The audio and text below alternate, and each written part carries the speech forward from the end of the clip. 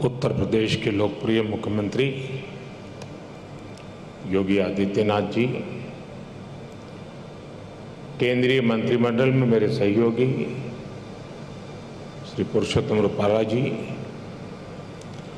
अन्य मंत्रीगण, सांसदगण,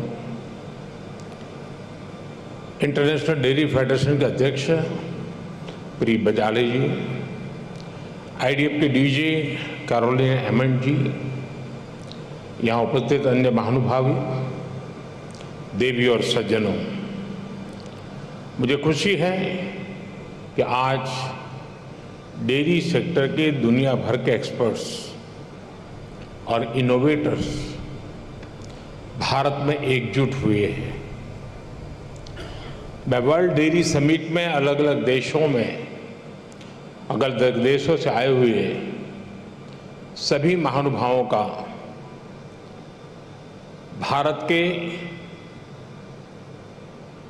कोटि कोटि पशुओं की तरफ से, भारत के कोटि कोटि नागरिकों की तरफ से, भारत सरकार की तरफ से हृदय से बहुत बहुत स्वागत करता हूं। डेयरी सेक्टर का सामर्थ्य न सिर्फ ग्रामीण अर्थव्यवस्था को गति देता है, बल्कि ये दुनिया भर में करोड़ों लोगों की आजीविका का भी प्रमुख साधन है।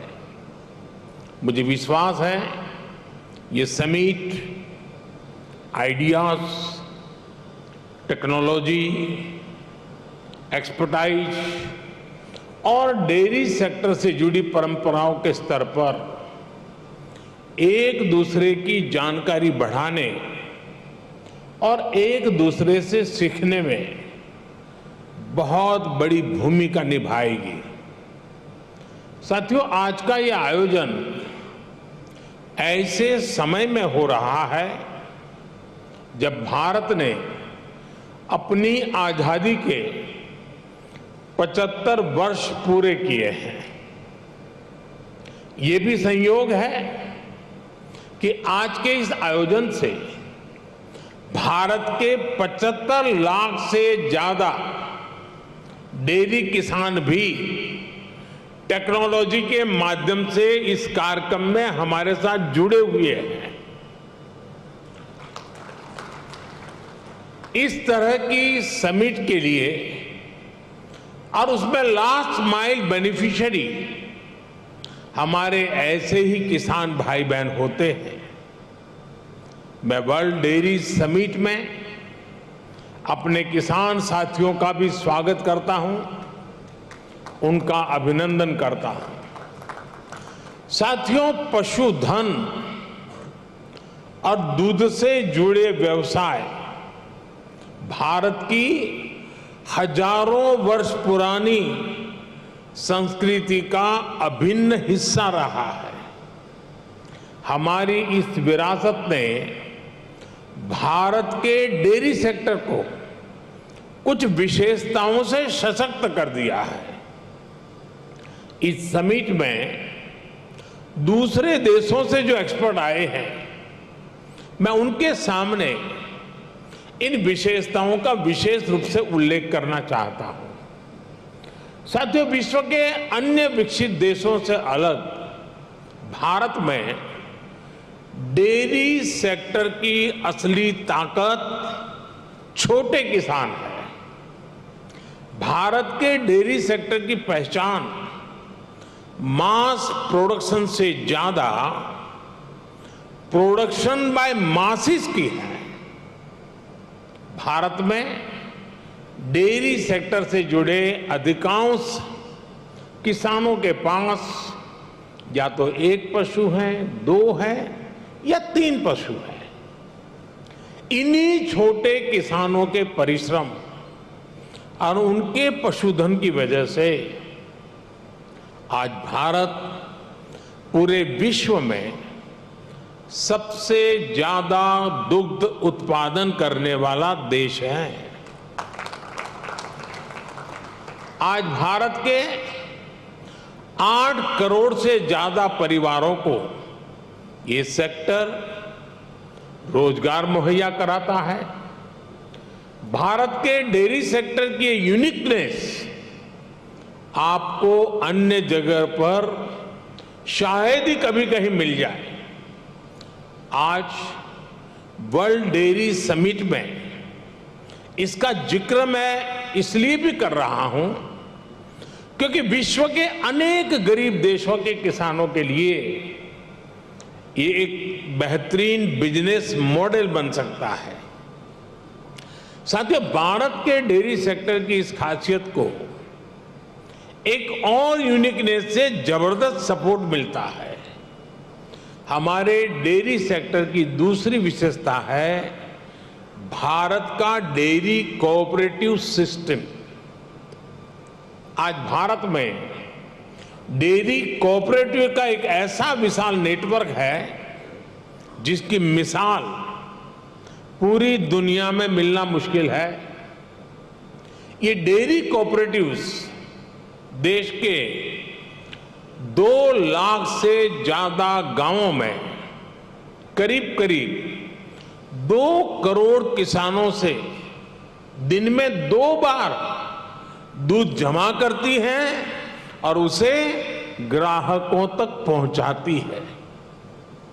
इस पूरी प्रक्रिया में बीच में कोई भी मिडलमैन नहीं होता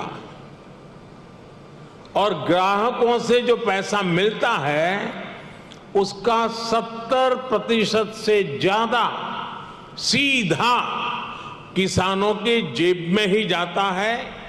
इतना ही नहीं, अगर मैं गुजरात राज्य की बात करूं तो ये सारे पैसे सीधे महिलाओं के बैंक अकाउंट में जाते हैं। पूरे विश्व में इतना ज्यादा रेशियो किसी और देश में नहीं है। अब तो भारत में हो रही डिजिटल क्रांति की वजह से डेयरी सेक्टर में ज्यादातर लेन देन बहुत तेजी गति से होने लगी है।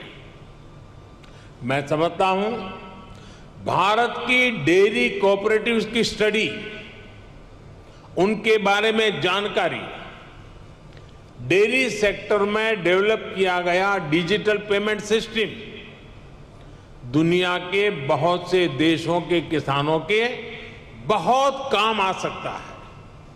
इसलिए भारत के डेयरी सेक्टर की एक और बड़ी ताकत है, एक और यूनिकनेस है हमारी इंडिजिनस स्पीशीज।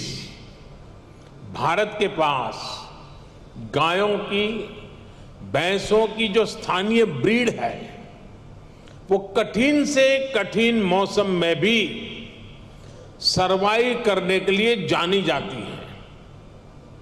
मैं आपको गुजरात की बन्नी भैंस का उदाहरण देना चाहूंगा। ये बन्नी भैंस कच्छ के रेगिस्तान और वहां की परिस्थितियों से ऐसी घुल मिल गई है कि देखकर कई बार हैरानी होती है। दिन में बहुत ही भयंकर धूप होती है, बहुत गर्मी होती है, कड़क धूप होती है। इसलिए ये बन्नी भैंस रात के कम तापमान में घास चरने के लिए निकलती है। विदेश से आए हमारे साथी ये जानकर के भी चौंक जाएंगे कि उस समय बन्नी भैंस के साथ कोई उसका पालक, उसका किसान उसके साथ नहीं होता है। वो गांव के पास बने चारगांव में खुद ही जाती है। रेगिस्तान में पानी कम होता है, इसलिए बहुत कम पानी में भी बन्नी भैंस का काम चल जाता है। बन्नी भैंस रात में 10-10, 15-15 किलोमीटर दूर जाकर घास चरने के बाद भी सुबह अपने आप खुद घर चली आती है। ऐसा बहुत कम सुनने में आता है कि किसी की बन्नी भैंस खो गई हो या गलत घर में चली गई हो। मैंने आपको सिर्फ बन्नी भैंस का ही उदाहरण दिया है, लेकिन भारत में मुर्रा, मेसाना, जाफराबादी, नीली रवि, पंढरपुरी जैसी अनेक नस्लें भैंस की आज भी अपने अपने तरीके से विकसित हो रही है। इसी तरह गाय हो, उसमें गीर गाय, साहिवाल, राठी, कांकरेज, थारपारकर, हरियाणा, ऐसी ही कितनी गाय की नस्लें हैं जो भारत के डेयरी सेक्टर को यूनिक बनाती हैं। भारतीय नस्ल के ये ज्यादातर पशु क्लाइमेट कंफर्टेबल भी होते हैं और उतने ही एडजस्टिंग भी। साथियों, अभी तक मैंने आपको भारत के डेयरी सेक्टर की 3 यूनिकनेस बताई है जो इसकी पहचान है। छोटे किसानों की शक्ति, कोऑपरेटिव की शक्ति और भारतीय नस्ले पशुओं की शक्ति मिलकर एक अलग ही ताकत बनती है। लेकिन भारत के डेयरी सेक्टर की एक चौथी यूनिकनेस भी है जिसकी उतनी चर्चा नहीं हो पाती, जिसको उतना रिकग्निशन नहीं मिल पाता। विदेश से आए हमारे मेहमान संभवतः ये जानकर के हैरान हो जाएंगे कि भारत के डेयरी सेक्टर में विमेन पावर 70% वर्कफोर्स का प्रतिनिधित्व करती है। भारत के डेयरी सेक्टर की असली कर्णधार विमेन्स हैं, महिलाएं हैं। इतना ही नहीं, भारत के डेयरी कोऑपरेटिव्स में भी 1/3 से ज्यादा सदस्य महिलाएं ही हैं। आप अंदाजा लगा सकते हैं, भारत में जो डेयरी सेक्टर 8.5 लाख करोड़ रुपए का है, जिसकी वैल्यू धान और गेहूं के कुल प्रोडक्शन से भी ज्यादा है, उसकी ड्राइविंग फोर्स भारत के ग्रामीण क्षेत्र में रहने वाली महिलाएं हैं, हमारी माताएं हैं, हमारी बेटियां हैं। मैं वर्ल्ड डेयरी समिट से जुड़ी सभी महानुभावों से भारत की नारी शक्ति की इस भूमिका को रिकॉग्नाइज करने, इसे विभिन्न वर्ल्ड प्लेटफॉर्म्स पर ले जाने का भी मैं आग्रह करूंगा। साथियों, 2014 के बाद से हमारी सरकार ने भारत के डेयरी सेक्टर के सामर्थ्य को बढ़ाने के लिए निरंतर काम किया है। आज इसका परिणाम मिल्क प्रोडक्शन से लेकर किसानों की बड़ी आय में भी नजर आ रहा है। 2014 में भारत में 146 मिलियन टन दूध का उत्पादन होता था। अब ये बढ़कर 210 मिलियन टन तक पहुंच गया है, यानी करीब करीब 44% की वृद्धि। आज पूरे विश्व में मिल्क प्रोडक्शन 2% की रफ्तार से बढ़ रहा है, जबकि भारत में इसकी रफ्तार 6% से भी ज्यादा है। भारत में दूध की पर कैपिटा अवेलेबिलिटी पूरे विश्व के औसत से कहीं ज्यादा है। बीते 3-4 वर्षों में ही भारत के छोटे किसानों ने बैंक खातों में हमारी सरकार ने करीब 2 लाख करोड़ रुपए सीधे ट्रांसफर किए हैं। इसका बहुत बड़ा हिस्सा डेयरी सेक्टर से जुड़े किसानों के खातों में भी आया है। साथियों, आज हमारा फोकस देश में एक संतुलित डेयरी इकोसिस्टम के निर्माण पर है। एक ऐसा इकोसिस्टम जिसमें हमारा ध्यान दूध और उससे जुड़े उत्पादों की क्वालिटी पर तो है ही, बल्कि दूसरी चुनौतियों के समाधान पर भी है। किसान को अतिरिक्त आय, गरीब का सशक्तिकरण, स्वच्छता, केमिकल फ्री खेती, क्लीन एनर्जी और पशुओं की केयर, ये सभी आपस में जुड़े हुए हैं। यानी हम डेयरी सेक्टर को, पशुपालन को भारत के गांवों में ग्रीन और सस्टेनेबल ग्रोथ का बहुत बड़ा माध्यम बना रहे हैं। राष्ट्रीय गोकुल मिशन, गोवर्धन योजना, डेयरी सेक्टर का डिजिटाइजेशन और पशुओं का यूनिवर्सल वैक्सीनेशन, इसी दिशा में हो रहे प्रयास है। इतना ही नहीं, भारत ने जो सिंगल यूज प्लास्टिक बंद करने का जो अभियान चलाया है, वह एनवायरमेंट की दृष्टि से तो महत्व का है ही, लेकिन जो भी जीव दया में विश्वास करते हैं, जो पशुधन में, उसके कल्याण में विश्वास करते हैं, उनको मालूम है कि प्लास्टिक पशुओं के लिए कितना खतरनाक बनता जा रहा है, गाय और भैंस के लिए कितना खतरनाक बनता जा रहा है। उस सिंगल यूज प्लास्टिक को भी बंद करने का, खत्म करने का हमने बहुत लगातार प्रयास आरंभ किया है। साथियों, भारत के डेयरी सेक्टर का जितना बड़ा स्केल है, उसे साइंस के साथ जोड़कर और विस्तार दिया जा रहा है। भारत डेयरी पशुओं का सबसे बड़ा डेटाबेस तैयार कर रहा है। डेयरी सेक्टर से जुड़े हर पशु की टैगिंग हो रही है। आधुनिक टेक्नोलॉजी की मदद से हम पशुओं की बायोमेट्रिक पहचान कर रहे हैं। हमने इसे नाम दिया है पशु आधार।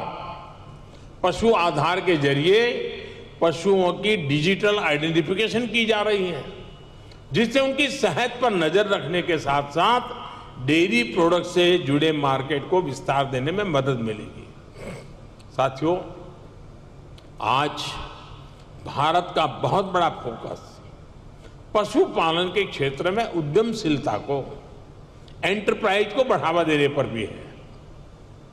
डेयरी सेक्टर से जुड़े छोटे किसानों की ताकत को हम फार्मर प्रोड्यूसर ऑर्गेनाइजेशंस और महिलाओं के सेल्फ हेल्प ग्रुप के माध्यम से एकजुट कर रहे हैं।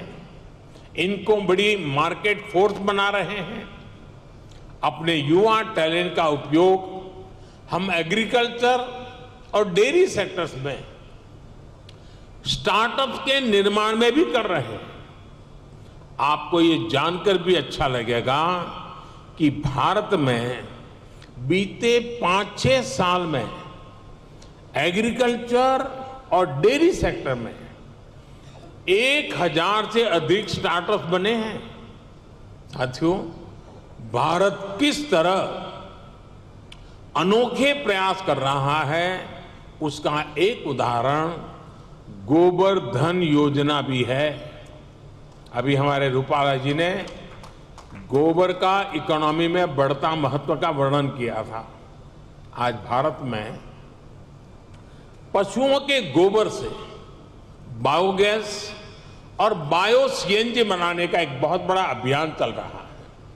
हमारी कोशिश है कि डेयरी प्लांट्स अपनी जरूरत की अधिकतर बिजली गोबर से ही पूरी करें। इससे किसानों को गोबर का भी पैसा मिलने का रास्ता बन रहा है। इस प्रक्रिया में जो ऑर्गेनिक खाद बनती है, उससे किसानों को खेती के लिए एक सस्ता माध्यम मिल जाएगा। इससे खेती की लागत भी कम होगी और मिट्टी भी सुरक्षित रहेगी। भारत में आज नेचुरल खेती पर, नेचुरल फार्मिंग पर भी अभूतपूर्व बल दिया जा रहा है, जिसमें पशुओं की बहुत बड़ी भूमिका है। साथियों, मैं अक्सर कहता हूं कि खेती में मोनोकल्चर ही समाधान नहीं है, बल्कि विविधता बहुत आवश्यकता है। ये पशुपालन पर भी लागू होता है। इसलिए आज भारत में देसी नस्लों और हाइब्रिड नस्लों दोनों पर ध्यान दिया जा रहा है। इससे जलवायु परिवर्तन से होने वाले नुकसान की आशंकाओं को भी कम किया जा सकेगा। साथियों, एक और बड़ा संकट पशुओं को होने वाली बीमारियों का है। पशु जब बीमार होता है तो एक किसान के जीवन को प्रभावित करता है, उसकी आय को प्रभावित करता है। ये पशुओं की क्षमता, उसके दूध और इससे जुड़े दूसरे उत्पादों की क्वालिटी पर भी असर डालता है। इसलिए भारत में हम पशुओं के यूनिवर्सल वैक्सीनेशन पर भी बल दे रहे हैं। हमने संकल्प लिया है कि 2025 तक हम 100% पशुओं को फूट एंड माउथ डिसीज और ब्रुसेलोसिस की वैक्सीन लगाएंगे। हम इस दशक के अंत तक इन बीमारियों से पूरी तरह से मुक्ति का लक्ष्य लेकर चल रहे हैं। साथियों, आज आपके बीच चर्चा करते हुए मैं डेयरी सेक्टर के सामने आई सबसे ताजा चुनौती का भी जिक्र करूंगा। पिछले कुछ समय में भारत के अनेक राज्यों में लंपी नाम की बीमारी से पशुधन की क्षति हुई है। विभिन्न राज्य सरकारों के साथ मिलकर केंद्र सरकार इसे कंट्रोल करने की पुरजोश कोशिश कर रही है। हमारे वैज्ञानिकों ने लंपी स्किन डिसीज की स्वदेशी वैक्सीन भी तैयार कर ली है। वैक्सीनेशन के अलावा जांच में तेजी लाकर पशुओं की आवाजाही पर नियंत्रण रखकर उस बीमारी को काबू करने की कोशिश की जा रही है। साथियों, पशुओं का वैक्सीनेशन हो या फिर दूसरी टेक्नोलॉजी, भारत पूरी दुनिया के डेयरी सेक्टर में कंट्रीब्यूट करने के लिए और सभी साथी देशों से सीखने के लिए हमेशा तत्पर रहा है। भारत ने अपने फूड सेफ्टी स्टैंडर्ड्स पर भी बहुत तेजी से काम किया है। आज भारत लाइव स्टॉक सेक्टर के लिए एक ऐसे डिजिटल सिस्टम पर काम कर रहा है जो इस सेक्टर की एंड टू एंड एक्टिविटीज को कैप्चर करेगा। इससे इस सेक्टर में सुधार के लिए जरूरी सटीक जानकारी मिल पाएगी। ऐसी ही अनेक टेक्नोलॉजी को लेकर जो काम दुनिया भर में हो रहे हैं उसको ये समिट अपने सामने रखेगी। इससे जुड़ी एक्सपर्टाइज को हम कैसे शेयर कर सकते हैं, इसके रास्ते सुझाएगी। मैं डेयरी इंडस्ट्री के ग्लोबल लीडर्स को भारत में डेयरी सेक्टर को सशक्त करने के अभियान में शामिल होने के लिए आमंत्रित करता हूं। मैं इंटरनेशनल डेयरी फेडरेशन की भी उनके बेहतरीन काम और योगदान के लिए प्रशंसा करता हूं। आप सभी का, जो विदेश से आए हुए मेहमान का, मैं फिर से स्वागत करता हूं, उनका अभिनंदन करता हूं। और मैं एक लंबे अरसे के बाद, करीब 5 दशक के बाद भारत को आप सबका स्वागत करने का मौका मिला, आप सबके साथ विचार विमर्श करने का अवसर मिला और यहां से जो मंथन से अमृत निकलेगा, इस हमारे अमृत काल में देश के ग्रामीण जीवन के अर्थतंत्र को विकसित करने में, देश के पशुधन के सामर्थ्य को और मजबूत बनाने में और देश के गरीब से गरीब के सशक्तिकरण में भी बहुत बड़ा योगदान देगा। इसी अपेक्षा और आशा के साथ आप सबका बहुत बहुत आभार, बहुत बहुत शुभकामनाएं। धन्यवाद। Thank you, Honorable Prime Minister, sir, for your very inspiring and motivating address and guiding the entire global dairy industry. Thanking the Honorable Prime Minister for sharing also his experiential views, which comes from his working also at the grassroots level.